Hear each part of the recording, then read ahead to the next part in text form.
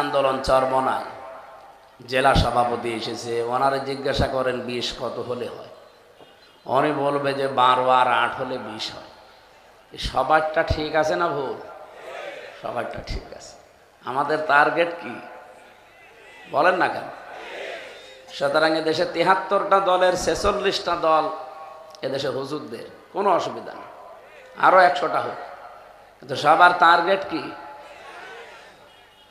এ জমিন আল্লাহ, বিধান চলবে আল্লাহ। এর বাইরে যারা আছে তারা এই 46 দলের ভেতরে নেই। আমার কথা বোঝা যাচ্ছে? সুতরাং 46 যদি আরো 146 বানান, তাদের উদ্দেশ্য থাকে যদি 20, আলা আলাহুল খালক ওয়াল আমরু, কোনো অসুবিধা নেই। এই জন্য দেখবেন এখন আমাদের ভেতরে কোনো ঝামেলাও হয় না, কারণ আমাদের টার্গেটই এখন এই জমিনে আল্লাহর দ্বীন বিজয় করা লাগবে। আর এই বিষয়ে কথা বললে সবচাইতে বেশি কষ্ট পাবে, খারাপ লাগবে, মন খারাপ হবে তাদের। আমি কি বানিয়ে বলবো না কোরআনে আছে বলেন তো? সূরা শুরার 13 নম্বর আয়াতের একটু আগে আছে, শেষের আগে এই শব্দটা আছে, কাবুরা আলাল মুশরিকিনা মা তাদউহুম ইলাই। আল্লাহ পাক বলেন, হে নবী, আপনি যেদিকে মানুষকে ডাকেন যে আসো আল্লাহর বিধানে জমিনে কায়েম করি, আনাকিমুদ্দিন ওয়ালা তাতাফাররাকু ফি, এখানে আন শব্দটা অর্থ যদি না আন, এখানে তাকিদের অর্থে। পৃথিবীর যত নবীকে পাঠালাম প্রতিটা নবীর জীবনের টার্গেট ছিল এইটা, জমিন আল্লাহর, বিধান চলবে কার? হে নবী, আপনাকেও আমি এই একই কাজ দিয়েছি। এই দিন কায়েম করতে গিয়ে কোনো মত পার্থক্য, মতবিরোধ করা যাবে না। সুতরাং এ বিষয়ে আমাদের যেহেতু এখন আর মতবিরোধ নেই, এ 36টা দলই এখন চাচ্ছে দেশে আল্লাহর বিধান কায়েম হোক। কিছু চায় না, তারা বোঝে না তাই। আর বুঝে যদি ভুল করে, সে যদি আলেমও হয়, পীরও হয়, আপনি বুঝবেন ওটা আবু জেহেল। আখনাস ইবনে শুরাইক, সূরা আনআম 33 নম্বর আয়াতের শানে নজুলে আছে। এই লোকটা এসে একটা গোপন ঘরে আবু জেহেলকে জিজ্ঞাসা করেছিল, নেতা, যে মোহাম্মদ যেটা বলে এটা কি সত্য না মিথ্যা? আবু জেহেল ডাক দিয়ে বলছে, আশপাশে কেউ আছে?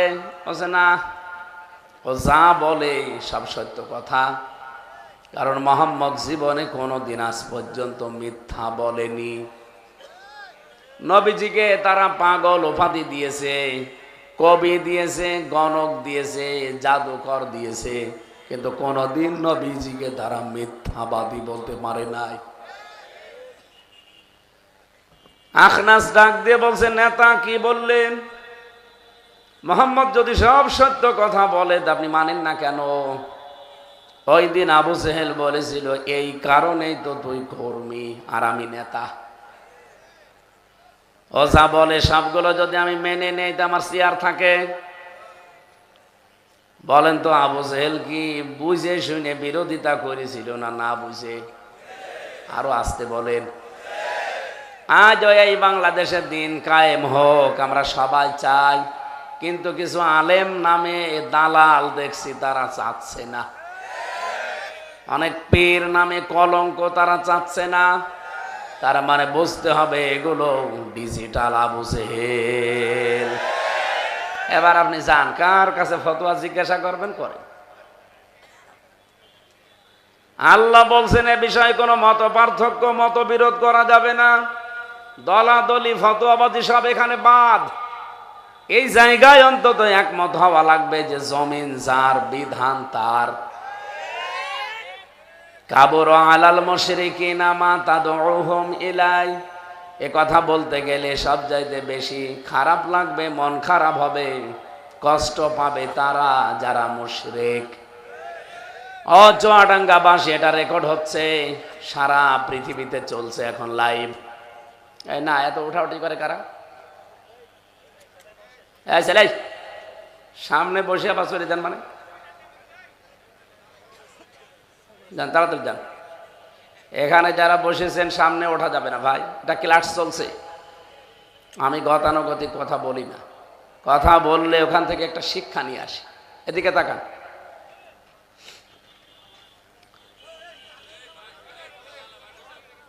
আমার ভাইরা খেয়াল করেন আল্লাহর আয়াতের দিকে। আল্লাহ বলেন যারা মুশরিক তাদের দিন কায়েমের কথা শুনলে রাগ হবে। তাহলে বাংলাদেশে আজ যারা আল্লাহর বিধান কায়েম হোক এতে বাধা দেয়, রাগ করে, উল্টা পাল্টা ফতোয়া দেয়, বুঝবেন তার জীবনে শিরিক হচ্ছে। আর শিরিক হলে সে লোকটা মুশরিক, মুশরিক হলেই তার রাগ হয়। আমার তো মনে হচ্ছে এখন নাম ধরতে, কিন্তু না, ভাসুরের নাম ধরা ঠিক না, এই জন্য আমি ধরলাম না। আপনি বুঝে ফেলেছেন এই দেশে যেই হোক আল্লাহর বিধান কায়েমে বাধা দেবে, মন খারাপ হবে, বুঝবেন ওটা টাটকা মুশরিক। ও প্রশ্ন করতে পারে কিসের মুশরিক? আমি আল্লাহ একজন মানি। আপনার মতো আবু জেহেলও বলতো আল্লাহ একজন আছে। আমি কি এটা বানালাম? না, কোরআনে কারীম জানিয়েছে ওয়ালা ইন সালতাহুম মান খালাকাস সামাওয়াতি ওয়াল আরদা লা ইয়াকুলুনাল্লাহ। কয়েক জায়গায় আল্লাহ আয়াতটা কোরআনে দিয়ে জানিয়েছেন, হে নবী ওদেরকে যদি জিজ্ঞাসা করেন যে আসমান জমিন কে বানিয়েছে, আবু জেহেলও গ্যারান্টি দিয়ে বলবে আল্লাহ বানিয়েছে। লা ইয়াকুলুনাল্লাহ, লামে তাকিদ নুনে সাকিলা। আবু জেহেলও গ্যারান্টি দিয়ে বলবে আল্লাহ বানিয়েছে। তাহলে আল্লাহ একজন আছে, ও যদি বিশ্বাসই না করবে, ও কাবা শরীফের গিলাফ ধরে বদরে যাওয়ার আগে কেঁদেছিল কেন? আবু জেহেলের জীবনী পড়ে দেখেন, যেদিন বদরের ময়দানে যাবে ওদিন কাবার গিলাফ ধরে কাঁদছিল যে কাবার মালিক তুমি আসো, আমি জানি। মুহাম্মদের বিরুদ্ধে যুদ্ধে যাস্তি অস্ত্র নিয়ে বদরের ময়দানে সত্যের পক্ষে যে আছে তাকে তুমি বিজয় দিও। ওর দোয়া কবুল হয়ে গেছে, কারণ সত্যের পক্ষে তো ছিল না। ছিল? বলেন বলেন। ও তো সত্যের বিপক্ষে ছিল। সত্যের পক্ষে যে ছিল আল্লাহ তাকে বিজয় দিয়েছে। আজও অনেকেই কিন্তু কথা বলতে গিয়ে আবু জেহেলের মতো বলে ফেলে। আপনি এমন একজন মানুষকে জাতীয় ইমাম বানিয়ে দিচ্ছেন, চিন্তা করেন জাতীয় ইমাম হওয়ার যোগ্যতা কি কি? আমি এই কোরআনে সূরা ইয়াসিনের তাফসীর পড়তে গিয়ে কেউ যদি ইমাম হতে চায়, নেতা হতে চায়, তার 5টা কোয়ালিটি মাস্ট বি লাগবে। এ শব্দটা আল্লাহ যার তার নামে দেয়নি, বিশ্ব নবীকে আল্লাহ ডাক দিয়েছেন ইয়াসিন। ইয়া হরফে নিদা, ইয়া মানে হে, সিন মানে সাজ্জেদ। তাফসিরে কাবীর আল্লামা ফখরুদ্দিন রাজি রহমতুল্লাহ আলাইহি এই শব্দের তাফসির করতে গিয়ে তিনি লিখেছেন, ইয়া শব্দ দিয়ে আমার আল্লাহ নবীজিকে ডাক দিয়েছেন হে, আর সিন দিয়ে নবীজিকে আল্লাহ 5টা অর্থে ডাক দিয়েছেন। সিন মানে সাজ্জেদুল আলামিন, সিন মানে সাজ্জেদুল বাশার, সিন মানে সাজ্জেদুল কাউনাইন, সিন মানে সাজ্জেদুল আম্বিয়া, সিন মানে সাজ্জেদুল মুরসালিন। সুবহানাল্লাহ বলতে পারেন? আয়াত পড়তে গিয়ে তাফহিমুল কোরআনে আল্লামা সাজ্জেদ আবুল আলা মাওদুদী রহমাতুল্লাহ আলাইহি উনিও লিখেছেন, কেউ যদি নেতৃত্ব দিতে চায় জমিনে কম পক্ষে তার 5টা কোয়ালিটি লাগবে। নবীজিকে আমার আল্লাহ ডাক দিয়ে জানিয়েছেন আপনি সিন, ইয়াসিন, হে নেতা। আল্লাহর ঘোষণা দেওয়া নেতা পৃথিবীতে একজনই, কিন্তু তাকে অনুসরণ যদি কেউ করে তারও ভেতরে 5টা জিনিস আপনি পাবেন। 1 নম্বরে যারা জমিনে নেতা হবে আল্লাহ নিজে জানিয়েছেন তাদের ভেতরে জুলুম থাকতে পারবে না। এটাকে আমি বানালাম। সূরা বাকারার 124 নম্বর আয়াতে আছে, ওয়াইযিবতালা ইব্রাহিমা রাব্বুহু বিকালিমাতিন ফাতাম্মাহুন্না ক্বালা ইন্নী জাইলুকা লিন্নাসি ইমামা। ইলা আখিরি আয়াত। স্মরণ করো ওই সময়ের কথা, আমি আমার ইব্রাহিমকে কিছু কালেমা কথার দ্বারা পরীক্ষা করেছিলাম, যতগুলো পরীক্ষা তার জীবনে নিয়েছি, আমার ইব্রাহিম কোনো পরীক্ষায় ফেল করে নাই, পাশ করে গেছে। আয়াতে মুফাসসির লিখেছেন হযরত ইব্রাহিম যিনি আমাদের মুসলিম জাতির পিতা, উনি এই পৃথিবীতে 50টা পরীক্ষা দিয়েছিলেন। কয়টা বলেন বলেন? ঈমানের পরীক্ষা 10টা, আমলের পরীক্ষা 10টা, শরীরের পরীক্ষা 10টা, এভাবে 50টা পরীক্ষা পড়া কোরআনে আছে। নবী ইব্রাহিম কোনোদিন কোনো পরীক্ষায় তিনি ফেল করেননি, প্রতিটা পরীক্ষায় তিনি পাশ করেছিলেন। সর্বশেষ পরীক্ষায় আমার আল্লাহ তার দৃশ্য দেখে তার এই যে ঈমানের দৃঢ়তা, ফেলই করেন না কোনো পরীক্ষায়, আল্লাহ ডাক দিয়ে বলেছিলেন ক্বালা ইন্নী জাইলুকা লিন্নাসি ইমামা। হে ইব্রাহিম, আমি মানব জাতির জন্য তোমাকে নেতা বানিয়ে দিলাম। আপনি সূরা বাকারার 124 নম্বর আয়াতের যে কোনো তাফসীর খুলে দেখেন, এই আয়াতের পরবর্তীতে শব্দের দিকে হযরত ইব্রাহিম সঙ্গে সঙ্গে বলেছিলেন ক্বালা ওয়া মিন যুররিয়াতি। এই নেতৃত্ব দেওয়ার গুণাবলী, এই নেতৃত্ব দেওয়ার যোগ্যতা, দায়িত্ব, এটা কি শুধু আমাকেই দিলে, নাকি আমার সন্তানাদি যারা কিয়ামত পর্যন্ত আসবে তারাও এটা পাবে? আল্লাহ সঙ্গে সঙ্গে জবাব দিয়েছেন ক্বালা লা ইয়ানালু আহদিস যালিমিন। ইয়ানালু মুজারে বর্তমান, ভবিষ্যৎ, প্রেজেন্ট, ফিউচার। আল্লাহ পাক ওই দিন জানিয়েছেন ইব্রাহিম, কিয়ামত পর্যন্ত তোমার সন্তান আদি যারা দুনিয়ায় আসবে তারা নেতৃত্ব দিতে পারবে, কিন্তু কোন জালেমের জন্য আমার আল্লাহর ওয়াদা নেই। মুফাসসির বলেন পৃথিবীতে যারা জালেম তাদের জন্য রাজনীতি করা জায়েজ নেই। কি কথা বলেন? এই জন্য এই 15.5 বছরে যারা জুলুম করেছেন তারা কিন্তু অলরেডি নিষিদ্ধ হয়ে গেছে রাজনীতিতে। এটা হচ্ছে ডক্টর মোহাম্মদ ইউনূস আদালত এদেশে কোরআন দিয়েই মনে হচ্ছে ফায়সালা দিয়েছে যে জালেম যারা তারা রাজনীতি করতে পারবে না। আবার যদি কেউ জালেম হয়ে ওঠে তার জন্য এদেশে আইন আসতে পারে, তারও রাজনীতি করা নিষেধ। আল্লাহ রাব্বুল আলামিন এই মানুষগুলোকে একটা দৃষ্টান্ত দিয়েছেন, চোখে আঙ্গুল দিয়ে দেখাচ্ছেন ফাতিলকা বুয়ুতুহুম খাবিয়াতাম বিমা যালামু। সূরা নমলের ভেতরে পাবেন 19 নাম্বার পারার 20 নাম্বার পৃষ্ঠার 7 নাম্বার লাইনের 52 নাম্বার আয়াতে আছে, প্রথম অংশে আছে। আল্লাহ পাক বলেন এই সেই ঘরগুলো যেগুলো আজ জনশূন্য হয়ে আছে, পরিত্যক্ত হয়ে আছে, কেউ আর সেখানে যেতে চায় না। খাবিয়াতাম বিমা যালামু, কারণ এখানে জুলুম হতো। জালেমদের বাড়ি ঘরগুলো আল্লাহ পাক আজকে জনশূন্য করে দিয়েছেন, পরিত্যক্ত হয়ে পড়ে আছে। এতটুকু যদি আল্লাহ বলতেন আমি আয়াতটা পড়তাম না।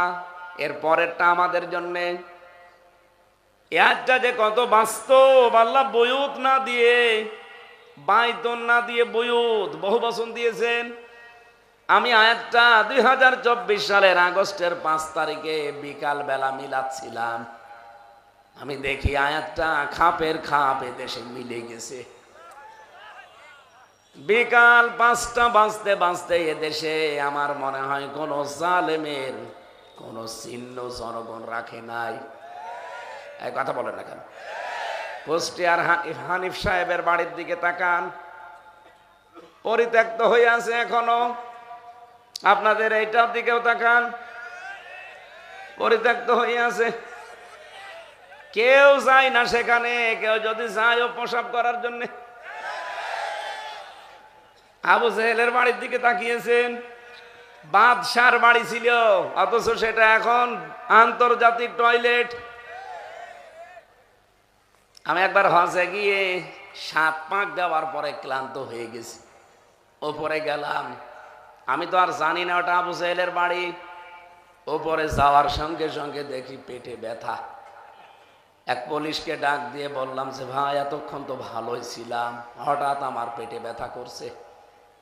উনি আমারে জিজ্ঞাসা করছে, ইয়া হাজি হল হজ্জা তাই না বিলাদুকা, হাজি দেশ কোথায়? যে তো মেন বাংলাদেশ, বাংলাদেশ থেকে এসেছি। উনি ওনার ভাষা দিয়ে আমারে বলতে চাচ্ছে, এটা কোন জায়গা আপনি জানেন না? না তো, আবু জেহেলের বাড়ি। আপনি এখনো পায়খানা না করে দাঁড়িয়ে আছেন, তাড়াতাড়ি যান।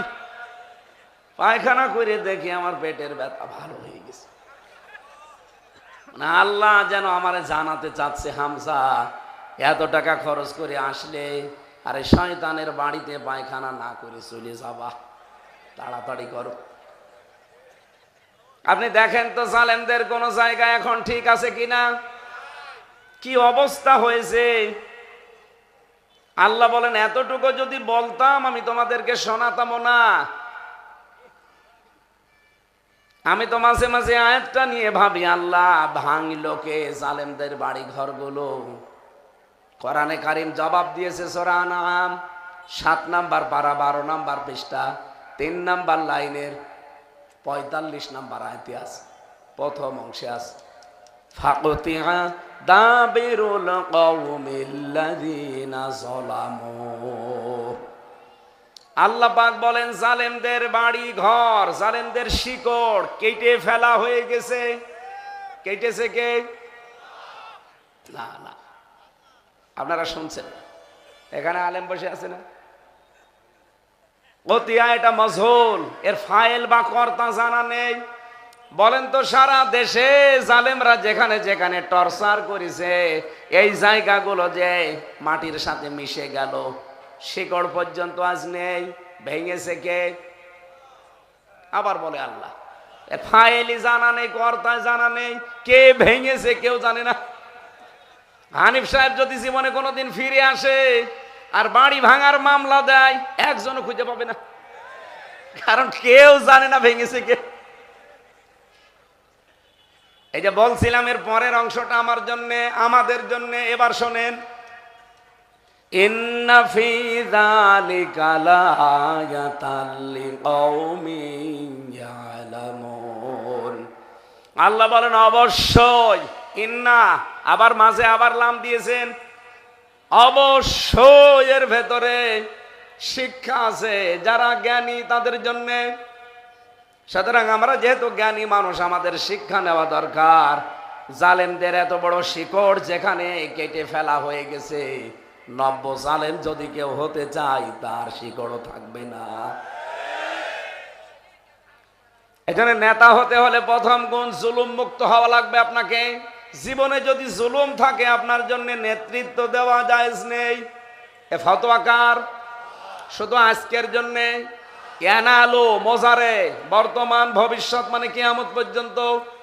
আর আমার তো মনে হচ্ছে যে দেশের অবস্থা যা, এদেশে কিয়ামত পর্যন্ত আর কোনো জালেম নেতা হতে পারবে না।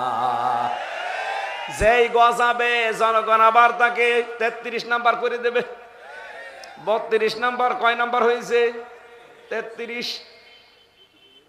এই জন্য আমাদের শিক্ষা নেওয়া দরকার। নেতৃত্বের গুণাবলীগুলো আল্লাহ মুহাম্মদুর রাসূলুল্লাহকে সব দিয়েছিলেন। ওনাকে সাজ্জাদুল আলামিন বলা হয়, আলম না, আলামিন। এরকম জগৎ যত বানিয়েছেন আল্লাহ, সব জগতের জন্য উনি নেতৃত্ব দিয়েছেন, নেতা ছিলেন। সাজ্জাদুল বাশার বলা হয়, বাশার মানে মানুষ। কেউ যদি প্রশ্ন করে যে আমি মানুষ, কিন্তু মুহাম্মদুর রাসূলুল্লাহর নেতৃত্ব মানি না, ও মানুষ না। মানুষের বিপরীত কি? যা হয় তাই। আমি যে আয়াত পড়েছি সূরা আলে ইমরানের ৭৭ নাম্বার আয়াত, এর ৮১ নাম্বার আয়াতটা একটু মিলিয়ে দেখবেন বাড়ি যেয়ে। শুধু আমাদের মতো মানুষ না। ওয়াইযে আখাযাল্লাহু মিসাকান নাবিয়্যিনা লামা আতাইতুকুম মিন কিতাবিন ওয়া হিকমা ইলা আখির আয়াত। আল্লাহ পাক বলেন, যখন আমি গ্রহণ করেছিলাম অঙ্গীকার, যত নবী এই দুনিয়ায় পাঠিয়েছি, সব নবীর কাছে তোমাদের কাছে যে কিতাব আছে, হিকমত আছে, তোমাদের যা দিয়েছি, তোমাদের এটা সত্যতা প্রমাণ করার জন্য একজন রসুল আসবে। সুম্মা জাকুম রাসূলুম মুসাদ্দিকুল লিমা মাআকুম, তোমাদের কাছে যা আসে এটা সত্য প্রমাণ করার জন্য একজন রসুল আসবে। তিনি যখন আসবে লা তুকমিনুন্না বিহি ওয়া লা তানসুরুন্না, এক নাম্বার তোমাদের দায়িত্ব হবে তার প্রতি ঈমান আনা, এবং 2 নম্বরে তাকে সাহায্য করা।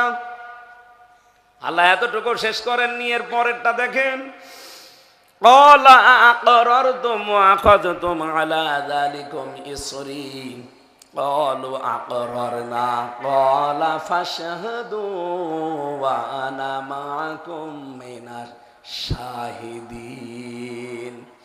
আল্লাহ বলেন, তোমরা কি আমার এই অঙ্গীকার মেনে নিলে, গ্রহণ করলে? তারা সব জবাব দিয়েছে, হ্যাঁ আমরা মেনে নিলাম। আল্লাহ বলেন, আমি সাক্ষী থাকলাম।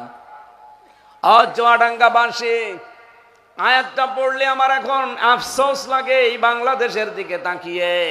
নবীরা যার নেতৃত্ব মেনে নিয়েছেন, নবীরা যার স্বীকৃতি দিয়েছেন, অথচ আমরা এখন নবীর উম্মত দাবি করার পরেও তাকে আজ মানতে চাই না। আমি আপনাকে বাঁচাতে এসেছি, দিলের কান দিয়ে শুনবেন। আল্লাহ বলেন, ফামান তাওয়াল্লা বাদা যালিকা ফাউলাইকা হুমুল ফাসিকুন, এরপরেও যদি কেউ মুখ ফিরিয়ে চলে যায় তারাই ফাসিক, দুষ্কৃতিকারী। বলেন নাউযুবিল্লাহ। আফা গায়রা দীনিল্লাহি ইয়াবগুন ওয়া লাহু আসলামা মান ফিস সামাওয়াতি ওয়াল আরদ তাওআউ ওয়া কারহাউ ওয়া ইলাইহি ইরজাউন। বলেন আল্লাহু আকবার। আল্লাহ প্রশ্নবোধক চিহ্ন দিলেন, ইন্টারগেটিভ সেন্টেন্স এটা। হরফে ইস্তেফাম দিয়েছেন, আফা গায়রা দীনিল্লাহি ইয়াবগুন, তারা কি আল্লাহর জীবন ব্যবস্থা যেটা দিন হিসাবে পাঠিয়েছি এটা বাদ দিয়ে অন্য কিছু তালাশ করে? অথচ আসমান জমিনে যা আছে সবাই ইচ্ছায় অনিচ্ছায় আমি আল্লাহর কাছে স্যালেন্ডার করে দিয়েছে, এবং তাদের সবাইকেই ফিরে আসা লাগবে কার কাছে? আরো জোরে বলেন। চুয়াডাঙ্গাবাসী, কোরআনে কারিমের আয়াতগুলোর সামারাইজে মানুষ দাবি করে কেউ যদি মুহাম্মদুর রাসূলুল্লাহর নেতৃত্ব না মানে, ও আর মানুষ থাকে না, এর বাইরে যেটা আছে ওইটা হয়ে যায়। আপনি কি হতে চান? বলেন বলেন। 2 নাম্বার। 3 নাম্বারটা সাইয়্যিদুল কাউনাইন। কাউনাইন মানে উভয় জগৎ। শুধু এই জগতে না, এই পৃথিবীতে এবং আরেকটা জগৎ যে সামনে আসছে, উভয় জগতে মুহাম্মদুর রাসূলুল্লাহ আমাদের। বলেন, আপনি কি মনে করছেন ওই জগতে তারে লাগবে না? উনি যদি সুপারিশ কারো পক্ষে না করে সে সামনেও যেতে পারবে না। 4 নম্বরে উনি ছিলেন সাইয়্যিদুল আম্বিয়া, শুধু আমাদের মতো মানুষের নেতা না, নবীদেরও নেতা। 5 নম্বরে ছিলেন সাইয়্যিদুল মুরসালিন, শুধু নবীদের না, উনি রাসূলদেরও নেতা ছিলেন। আল্লাহ পাক একজনকে শুধু এই নামটা ধরে ডাক দিয়েছেন। আপনি দেখবেন পৃথিবীর কোন নবীকে আমার আল্লাহ ইয়াসিন বলেন নাই, বিশ্ব নবীকে স্পেশাল ভাবে এই নামটা দিয়েছেন। বলেন সুবহানাল্লাহ। সেই নবীর খতমে নবুয়ত নিয়ে আমরা শুনছি সারা দেশে, এমনকি ঢাকাতে এত বড় বিশাল অনুষ্ঠান হয়ে গেল, কোটি কোটি টাকা খরচ করে দেশ বিদেশের বিভিন্ন মেহমানরা এসেছিল বক্তব্য দিতে। এই এদিকে তাকান, যাদেরকে কাফের ঘোষণা দেওয়ার জন্য এতগুলো মানুষ এক জায়গায়, বিশ্বের এত বড় বড় মুসলিম দেশ থেকে তারা মেহমান নিয়ে এসে ঘোষণা দিচ্ছে, আমরাও ছিলাম। কাদিয়ানীদের সাথে মিশেছেন আপনারা? আমি কুষ্টিয়াতে কাদিয়ানীদের মসজিদ আছে, নামাজও পড়ে। আমার শ্বশুর বাড়ি উথলি, ওখানে কাদিয়ানীদের মসজিদ আছে, ওরা নামাজও পড়ে। কুষ্টিয়ার বড় বাজারে আমি জিজ্ঞাসা করলাম ওদের কয়েকজনকে যে তামাম পৃথিবীর সব আলেমরা আপনাদের কাফের বলে, কি করেন আপনারা? ওরা আমাকে জাগিয়ে বলছিল সূরা আহজাবের যে 40 নম্বর আয়াত আছে, এই আয়াতের ভেতরে 4 ভাগের 1 ভাগ একটা শব্দ যেটা 3টা অক্ষর দিয়ে তৈরি, ওইটা আমরা মানি না, বিশ্বাসও করি না। আমি তেলাওয়াত করলাম তাদের সামনে, মা কানা মুহাম্মাদুন আবা আহাদিম মির রিজালিকুম, মুহাম্মদ সাল্লাল্লাহু আলাইহি সাল্লাম ছিলেন না পিতা, তোমাদের ভেতরে কোনো প্রাপ্তবয়স্ক অ্যাডাল্ট পুরুষের পিতা ছিলেন না। আমার মাঝে মাঝে আয়াতটা চিন্তা করি, আল্লাহ যদি মির রিজালিকুম না দিয়ে মিন সিবিয়ানিকুম দিতেন, বহু কাফের আছে আয়াতের ভুল ধরতো। কিভাবে বলেন তো? উনি তো পিতা ছিলেন পুরুষের, কিন্তু অ্যাডাল্ট পুরুষের পিতা ছিলেন না, ছোট পুরুষের পিতা ছিলেন। এই জন্য ছোট ছোট পুরুষ মানুষকে বলা হয় সিবিয়ান, শিশু, সাবিজুন সিবিয়ান। কিন্তু বড় পুরুষ যারা প্রাপ্তবয়স্ক তাদেরকে রিজাল বলা হয়। এদিকে তাকান ভাই, খুব গুরুত্বপূর্ণ বিষয়। বাইরের দেশগুলোতে যাবেন, মাঝে মাঝে যদি যাওয়ার সুযোগ হয়, আমি যে কোনো দেশে গেলে আগে বিশ্ববিদ্যালয় যাই। এমনকি কাফের যে সমস্ত দেশগুলো আছে, ইহুদি, খ্রিস্টান, বৌদ্ধ, এই দেশগুলোতে বিশ্ববিদ্যালয় গেলে দেখবেন ওদের লাইব্রেরিতে সর্বপ্রথম উপরে কোরআন শরীফ রাখা। থাইল্যান্ডের মতো একটা অর্ধ উলঙ্গ দেশ, খ্রিস্টান কি বৌদ্ধ বেশি, ওখানে ওদের বিশ্ববিদ্যালয়ে দেখবেন উপরে কোরআন শরীফ রাখা আছে। সিঙ্গাপুরের মতো জায়গায় বিশ্ববিদ্যালয়ে কোরআন শরীফ উপরে রাখা আছে। আপনি কি মনে করছেন ওরা রেখে দিয়েছে সম্মান করার জন্যে? ওরা চিন্তা করে যালিকাল কিতাবু লা রাইবা ফিহি, কোরআনে কোনো ভুল নেই, সন্দেহ নেই, দেখি ভুল বের করা যায় কিনা। কিন্তু আশ্চর্যের বিষয়, ১৫০০ বছর চলছে, আজও তারা ভুল ধরতে পারে নাই, পারবেও না। চার্লস স্টিভেনের জীবনী পড়ছিলাম, একজন পপ সঙ্গীত শিল্পী, বিশ্বের ভেতরে নাম করা, ওই যে মাইকেল জ্যাকসনের মতো। আমেরিকার একটা টাওয়ারে উঠছিল ১২০ তলা, ৭৫ তলা পর্যন্ত যেতে যেতে একটা গানের আওয়াজ ভেসে আসতেছে কানে। চিন্তা করছে বহু শিল্পীর গান আমার কাছে আছে, আমি নিজেও তো গান বলি, গান তৈরি করি, এত সুন্দর গান ভেসে আসে। লিফট বেয়ে নিচে নেমেছে, অর্ধ উলঙ্গ দুইটা মেয়ে লোক সাথে ছিল, বলছে যা রুমে যা, আমি আসতেছি। নিচে নেমে এসে দোকানদারকে জিজ্ঞাসা করছি, এত সুন্দর গান, এ গানের সুরকারকে, এর লেখককে? দোকানদার মুসলমান ছিল, ডাক দিয়ে বলে, আল্লাহর বান্দা, এটা দুনিয়ার গান না, এটা লিখেছে মহান রব্বুল ইজ্জাত ওয়াল জালাল, আর এর সুরকার হচ্ছে বিশ্বকারী আব্দুল বাসিত রহমতুল্লাহ আলাইহি। উনি বলছে গান আমি শিখতে চাই। দোকানদার বলছে গান শিখতে হলে তো আপনাকে মুসলমান হওয়া লাগবে। বলছে তাই হব। কোথায় পাওয়া যাবে লোকটাকে? বলে মিশরে। চলে গেছে মিশরে, মুসলমান হয়ে নাম রেখেছে ইউসুফ ইসলাম। আপনি আন্তর্জাতিক সেমিনারগুলোতে দেখবেন সে কিন্তু তেলাওয়াত করে, তার তেলাওয়াতের মানও অনেক উপরের। মালয়েশিয়াতে নিয়ে এসেছিল আন্তর্জাতিক সেমিনারে, ওনার তেলাওয়াত শুনলাম ওই দিন। আইরে কণ্ঠ, আগে যে গান বলতো যে কণ্ঠ দিয়ে, ওইটা উল্টিয়ে এখন কোরআন পড়ে। এত সুন্দর মনে হচ্ছে কোরআন শরীফ এইমাত্র নাজিল হচ্ছে। আব্দুল বাসিত তেলাওয়াত করে ঠিক আছে, তার চাইতেও মায়াবী কণ্ঠ, কারণ কণ্ঠের যত্ন নিত খুব। বিশ্বের আন্তর্জাতিক অঙ্গনে এখন কথা বলে মাঝে মাঝে। এই লোকটা বলছে, আমি ৩ বছর একাধারে কারি সাহেবের কাছে আনাকুম জানাকুম শিখি নাই, কোরআন শেখার মতো শিখেছি, এবং প্রতিটি শব্দ থেকে চিন্তা করেছি কিছু বের করা যায় কিনা। আমার জীবনে আমি শেষ করে ফেললাম, বহু চেষ্টা করে আজ পর্যন্ত কোরআনের একটা ভুল আমি পাইনি। তার জীবনের শেষের দিকে লেখা আছে, গভীর রজনীতে এখন রাতের বেলা লম্বা সেজদা দিয়ে চোখের পানি ফেলে বলে, রব্বুল আলামিন, জীবনে বহু টাকা পয়সা উপায় করেছি, সব আমি তোমার কোরআন প্রচারের জন্য ব্যয় করে দিলাম। কিয়ামতের দিন তুমি আমার জীবনের হিসাব নিও না। তারা বসে নেই, তারা চেষ্টা চালাচ্ছে। কিন্তু মিন সিবিয়ানিকুম দিলে ওরা ভুল ধরতো। আল্লাহ মির রিজালিকুম দিয়েছেন। নবীজি এই পৃথিবীতে কোনো প্রাপ্তবয়স্ক পুরুষের পিতা ছিলেন না। হ্যাঁ, উনি ছোট পুরুষের পিতা ছিলেন, শিশুদের, যেমন তহের, কাসেম, ইব্রাহিম। একজন পুরুষ তাকে প্রাপ্তবয়স্ক আব্বা জান বলে, আব্বা বলে ডাকতো, আল্লাহ সেইটাও নিষেধ করে দিয়েছেন। হযরতে যায়েদ বিন হারেসা।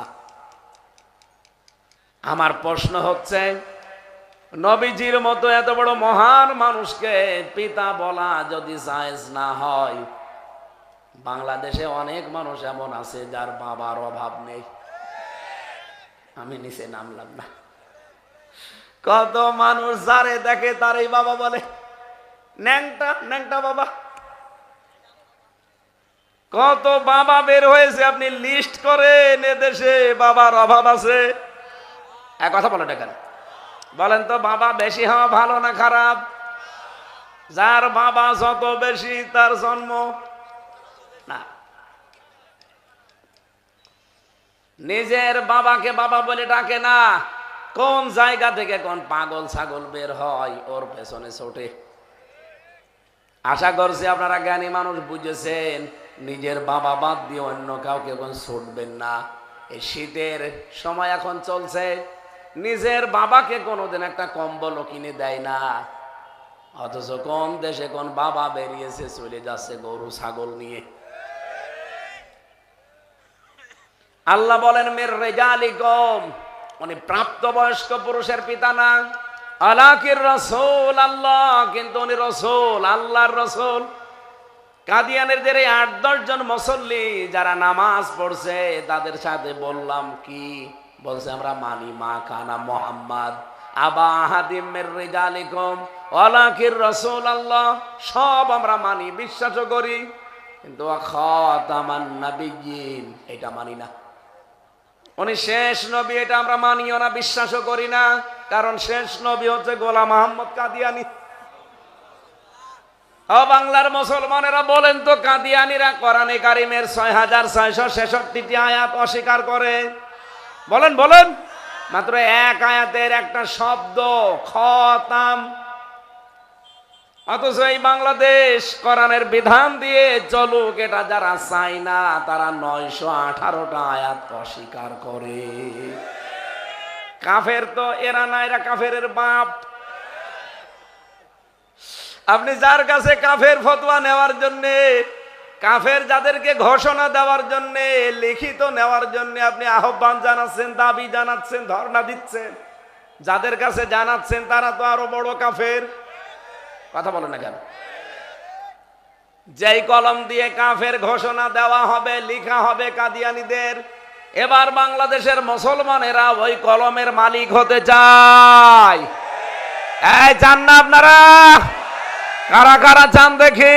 লিল্লাহে তাকবীর। দেখে তো হাত তোলেনি কে? ঠিক আছে, আলহামদুলিল্লাহ।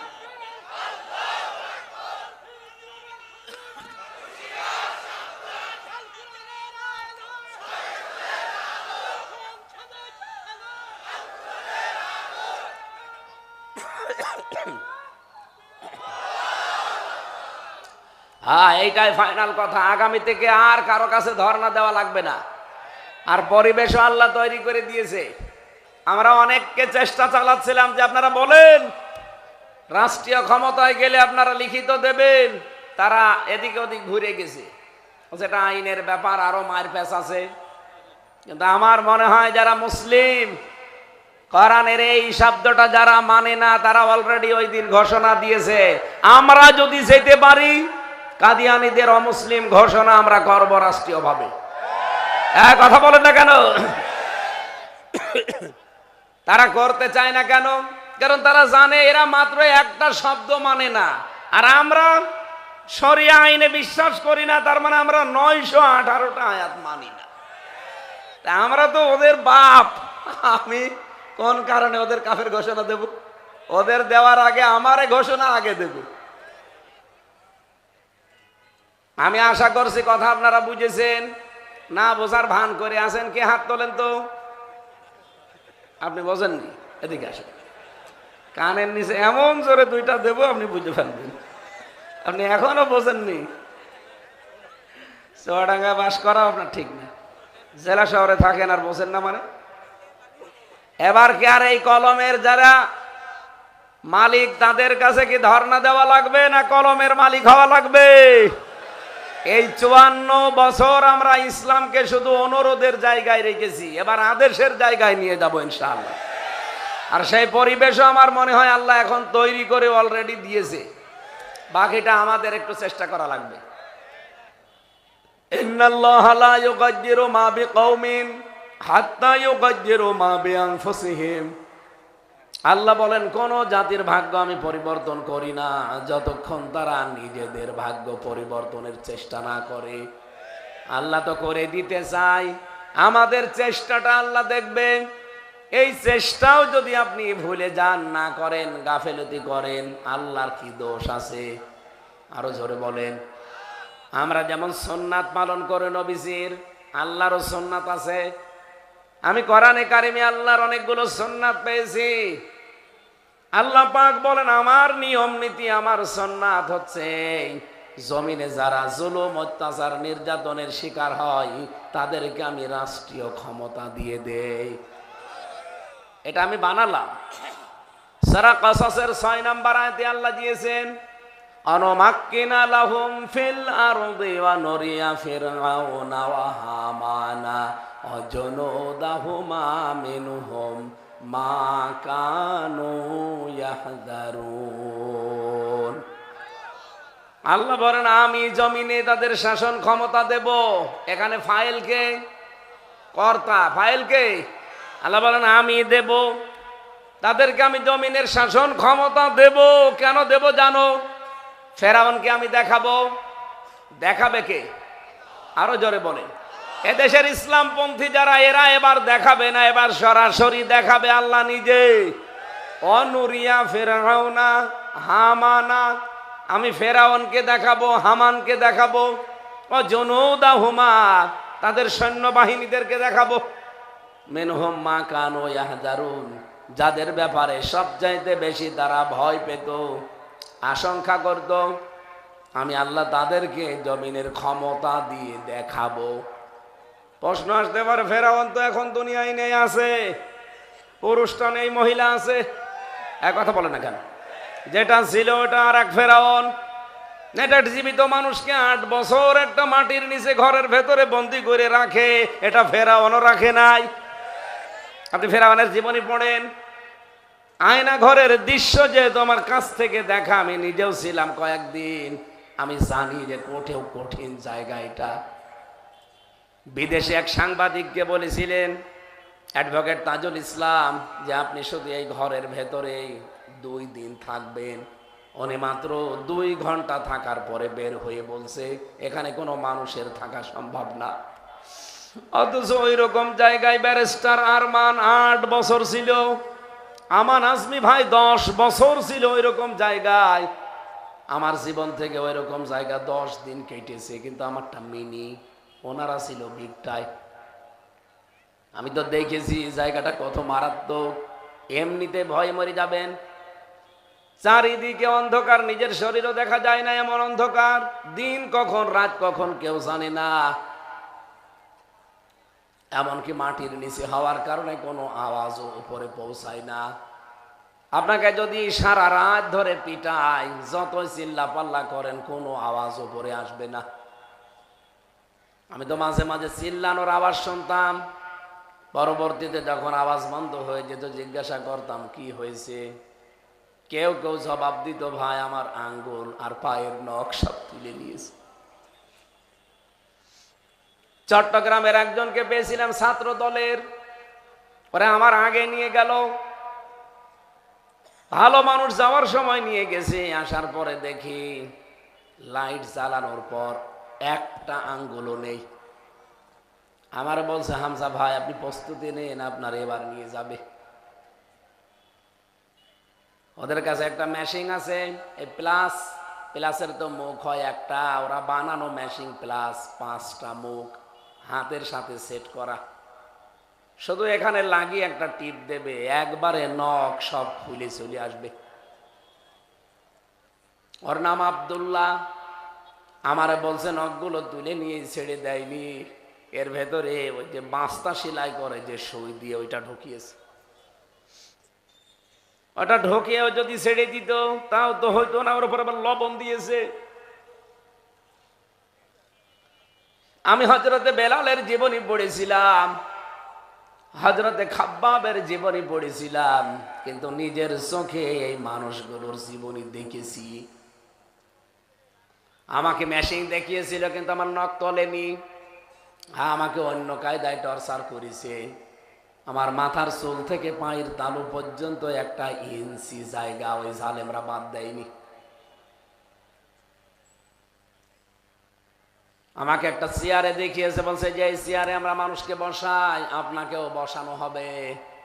সামনে একটা আছে চেয়ার এমনিতে কাঠের, আর এইটা আবার বানানো, টিন দেওয়া, হাতের সাথে ক্লিপ লাগিয়ে দেয়, পায়ের সাথে বেল্ট পরিয়ে দেয়, এ গলার সাথে একটা বেল্ট লাগিয়ে কালো কাপড় মুখের ওপরে দিয়ে এইটে দেয়। সুইচ মাত্র একবার টিপ দেবে, 1 মিনিটে আপনি 120 বার ঘুরবেন। বলেন তো 1 মিনিটে যদি 120 বার হয়, সেকেন্ডে কয়বার? হ্যাঁ, কি দৃশ্য তৈরি হতে পারে, একটু নিজেকে দাঁড় করান তো। এত বড় কঠিন। আমার 9ম দিন যেদিন চলছিল, 9 দিন রিমান্ডে, এই দিন ওরা আমাকে এটা দেখিয়ে বলছে, কালকে যদি আদালতে যা বলতে বলি না বলেন, তাহলে তোমার বউ তুলে নিয়ে আসবো। আমি মাঝে মাঝে এমনি হাসিনার ওপর আমার রাগ হয়, এই কারণে হয়, আমার সব শেষ করে দিয়েছে। এখনো পর্যন্ত শরীরটা আমার স্বাভাবিক হচ্ছে না, কারণ এই যে 3 বছর একাধারে ধকল গেছে। ফাঁসির কন্ডেম সেলের ভেতরে এটা স্বাভাবিক হতে আরো এরকম সময় লাগবে, 3 বছর। আমরা যেখানে ছিলাম, আল্লাহর কসম, এই এশিয়া মহাদেশের ভেতর একটা মারাত্মক ভয়ঙ্কর জেল, হাই সিকিউরিটি বলা হয়। ওখানে 3000 লোকের ভেতরে প্রায় 1600 ফাঁসির আসামি। মানে মানুষের জীবন ওখানে প্রতিদিন যায়, কিছুই না।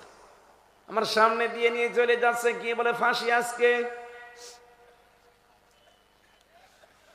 আমার আরে মাওলানা মামুনুল হক হাফিজাহুল্লাহকে এক ঘরে রেখেছিল 3 বছর। মাঝে মাঝে আমারে বলতো, হামজা, দুনিয়ার জীবনটা এই যে চলে যাচ্ছে, আল্লাহু আকবার বলতে বলতে কিছুক্ষণ পরে দেখবা যে আওয়াজ আর নেই, তার মানে ওর ফাঁসি হয়ে গেছে। শহীদ মীর কাশেম আলী রহমতুল্লাহ আলাইকে পাহারা দিত কুতুবউদ্দিন ভাই কারারক্ষী। আমারও পাহারায় পড়েছিল এই লোকটা। একদিন বলছে, হামজা ভাই, আমি এখনো একটা জিনিস মিলাতে পারিনি। শহীদ মীর কাশেম আলী রহমতুল্লাহ আলাই যেদিন ফাঁসি হবে, মাত্র 3 ঘন্টা বাকি আছে ওনার, সন্ধ্যা 7টা থেকে 10টা পর্যন্ত। ওনারা এসে বললাম, স্যার আপনি প্রস্তুতি নিন, অফিস থেকে শুনে আসলাম আজকে আপনার ফাঁসি। দড়ি রেডি হয়ে গেছে, জল্লাদ শাহজাহানও রেডি আছে। কাশেম আলী ডাক দিয়ে, ঘন্টা ঘুম আসা সম্ভব না, আপনি একটু ঘুমান তো দেখি, তো আপনাকে শুধু বলবো যে কালকে আপনার ফাঁসি, আজকে থেকে আপনার ঘুম বন্ধ হয়ে যাবে।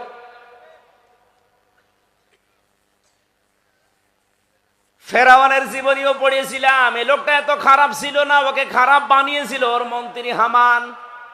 আল্লাহ এই জন্য 2য় নম্বরে হামানের নাম দিয়েছেন ও হামানা। হামানের জীবনও পুরাপুরি পড়েছি।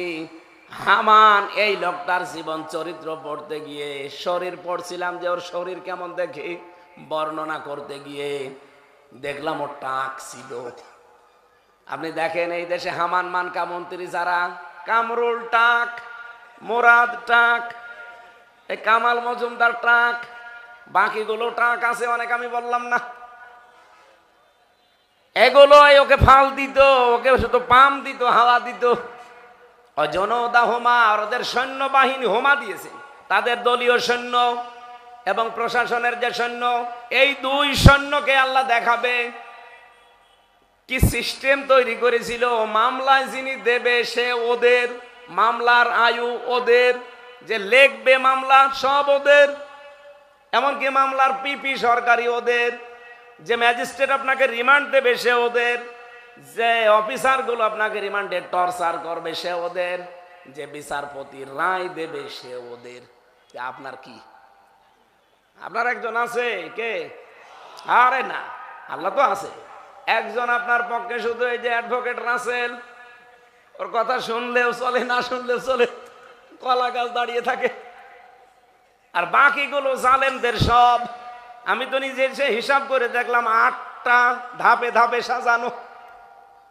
আমার সেখানে কি করার আছে? এই কঠিন মুহূর্তে মহান আল্লাহ পাক এরকম কঠিন মুহূর্তে যারা টিকে থাকতে পারে এই মানুষগুলোর জন্য সাহায্য পাঠান। চুয়াডাঙ্গাবাসী আমি এখান থেকে মিলিয়েছি, আল্লাহর সিদ্ধান্ত যেহেতু আল্লাহ বলেন নরিয়া ফেরাওনা, আমি ফেরাউনকে দেখাবো। ওকে আল্লাহ মারবে না, ওকে মাস্ট বি দেখাবেই। আর আমরা চাই ও যেন আসে ফিরে। ফাঁসি যদি নাও হয় অন্তত কন্ডেম ছেলে 3 বছর থেকে, অন্তত আমার মতো একটু থেকে দেখ। 3 বছর যাওয়া লাগবে না, 3 দিনেই মনে হয় পটল তুলবে। যদি ওইরকম কড়াকড়ি করে সিসি ক্যামেরা দিয়ে রাখবেন, 24 ঘন্টাকে কথা বলবেন না, এমনি মরে যাবে। আয়না ঘর তো ভেঙে ফেলিস। এই জন্য আমার সিদ্ধান্ত, আমার কোরআনের উপরে এত বিশ্বাস অগাধ। 100% আমি কোরআনের আয়াত বিশ্বাস করি। এই বাংলাদেশে এবার আল্লাহর এই সুন্নাত কায়েম হবে, ইসলাম এদেশে কায়েম হবে। আপনি যদি সাথে যেতে চান আপনাকে নিয়ে কায়েম হবে, আপনি যদি যেতে না চান আপনাকে রেখে হলো এবার ইসলাম কায়েম হবে। কথা বলেন ঠিক কিনা? কারণ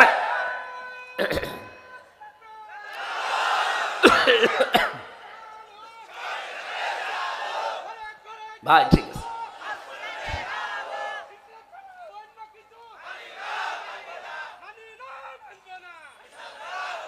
এই যে সিদ্ধান্তের কথা বলছি সুন্নাত, এটা কি আমির হামজার না আল্লাহর? আল্লাহর কোন সিদ্ধান্ত বাস্তবায়নে কেউ বাধা হয়ে দাঁড়াতে পারে? আর দাঁড়ালে ওটা হয়। ফেরাউন দাঁড়িয়েছিল, নমরুদ দাঁড়িয়েছিল, পারে নাই। সুতরাং যারা বিরোধিতা করছেন হয়তো না বুঝে অথবা অন্য কোনো কারণে, আপনারা ফিরে আসেন। এবারে দেশে ইসলাম কায়েম হবেই। আপনি যেতে চাইলে আপনাকে আমরা সাথে নিয়ে যেতে চাই, যেতে না চাইলে আপনাকে রেখে হলেও ইসলাম কায়েম হবে ইনশাআল্লাহ। আমার আজকের আলোচনার বিষয় আমি নোট করেছিলাম, কিয়ামতের ওই কঠিন ময়দান যেদিন কায়েম হবে, 12 প্রকার মানুষের দিকে আল্লাহ তাকাবেও না, তাদের প্রতি কোনো দয়াও দেখাবে না। আমরা যদি ওই 12 প্রকারের 1 প্রকারের ভেতরে পড়ে যাই আমাদের জীবন শেষ। সূরা আলে ইমরান 77 নম্বর আয়াত। কোন আয়াত থেকে তাফসির করার মূল নীতি, উসুলে তাফসিরের মূল নীতি আছে 15টা। তার ভেতরে কোন আয়াত থেকে বলতে গেলে আগের আয়াত পরের আয়াতের সাথে সম্পর্ক কি, এরপরে শানে নজুল আছে, ঐতিহাসিক প্রেক্ষাপট বলার পরে আপনাকে মূল শিক্ষা, বাস্তব ব্যাখ্যা। তাফসিরে মাযহারিতে আল্লামা সানাউল্লাহ পানিপথ এরকম 15টা দিয়েছেন।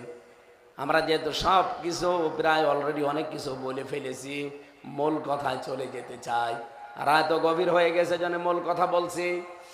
রব্বুল আলামিন বলেন, ইন্নাল্লাযীনা ইয়াশতারুনা বিআহদিল্লাহি ওয়া আইমানিহিম সামানান কলিলা। নিশ্চয় যারা বিক্রি করে দিয়েছে, ইয়াশতারুনা বিআহদিল্লাহি ওয়া আইমানিহিম সামানান কলিলা, আল্লাহর সাথে কৃত অঙ্গীকার এবং তাদের শপথ সমূহ অল্প মূল্যে যারা বিক্রি করে দিয়েছে, উলাইকা লা খালাকা লাহুম ফিল আখিরাহ, তাদের জন্য আখিরাতে কোনো অংশ আল্লাহর বাকি রাখেন নাই। ওয়ালা ইউকাল্লিমুহুমুল্লাহ, আল্লাহ নিজে তাদের সাথে কথা বলবেন না। ওয়ালা ইউযাক্কিহিম ওয়ালা ইয়ানজুরু ইলাইহিম ইয়াওমাল কিয়ামাহ, আল্লাহ পাক তাদের দিকে তাকাবেনও না। ওয়ালা ইউযাক্কিহিম, তাদেরকে পবিত্র করবেন না। ওয়ালাহুম আযাবুন আলীম, তাদের জন্য যন্ত্রণাদায়ক আযাব আল্লাহ রেডি করে রেখেছেন। এটা আয়াতের বাংলা অর্থ ছিল। এই পেশাব পায়খানার জন্য হলে যাবেন, এমনিতে চলে যান নাকি শেষ করে দেব? আরেকটু বলা যায় না? এখানে আমরা দুইটা বিষয় পেলাম আয়াতের ভেতরে। আল্লাহর সাথে কৃত অঙ্গীকার এবং আল্লাহর সাথে যারা শপথ করেছি আমরা, এই দুইটা যারা দুনিয়ার মোহে পড়ে অল্প মূল্যে আমরা বিক্রি করে দেই, আল্লাহ ইন্নাল্লাযীনা দিয়েছেন, যে বা যারা এই পৃথিবীতে আল্লাহর সাথে কৃত অঙ্গীকার আপনার কি ছিল এটা আপনাকে আগে জানা লাগবে। 2 নম্বরে